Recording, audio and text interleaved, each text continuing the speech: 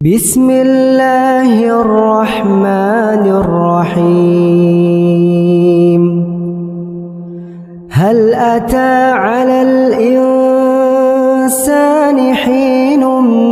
من الدهر لم يكن شيئا مذكورا إنا خلقنا الإنسان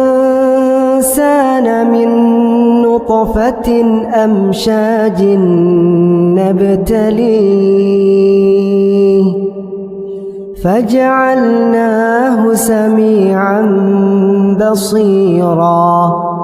إنا هديناه السبيل إما شاكرا وإما كفورا إنا أعتدنا للكافرين سلاسل وأغلالا وسعيرا إن الأبرار يشربون من كأس كان مزاجها كافورا عينا يشرب بها عباد الله يفجرونها تفجيرا يوفون بالنذر ويخافون يوما كان شره مستطيرا ويطعمون الطعام على حبه مسكينا ويتيما وأسيرا إنما نطعمكم لوجه الله لا نريد منكم جزاء ولا شكورا إنا نخاف من ربنا يوما عبوسا قمطريرا فوقاهم الله شر ذلك اليوم ولقاهم نضرة وسرورا وجزاهم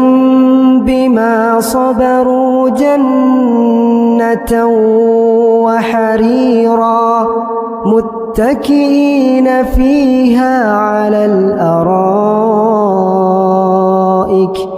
لا يرون فيها شمسا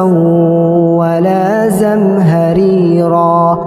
ودانية عليهم ظلالها وذللت قطوفها تذليلا ويطاف عليهم بآنية من فضة وأكواب كانت قوارير من فضة قدروها تقديرا ويسقون فيها كأسا كان مزاجها زنجبيلا عينا فيها تسمى سلسبيلا ويطوف عليهم ولدان مخلدون إذا رأيتهم حسبتهم لؤلؤا منثورا وإذا رأيت ثم رأيت نعيما وملكا كبيرا عاليهم ثياب سندس خضر واستبرق وحلوا أساور من فضة وسقاهم ربهم شرابا طهورا إن هذا كان لكم جزاء وكان سعيكم مشكورا إنا نحن نزلنا عليكم عليك القرآن تنزيلا فاصبر لحكم ربك ولا تطع منهم آثما أو كفورا واذكر اسم ربك بكرة وأصيلا ومن الليل فاسجد له وسبحه ليلا طويلا إن هؤلاء يحبون العاجلة ويذرون وراءهم يوما ثقيلا نحن خلقناهم وشددنا أسرهم وإذا شئنا بدلنا أمثالهم تبديلا إن هذه تذكرة فمن شاء اتخذ إلى ربه سبيلا وما تشاءون إلا أن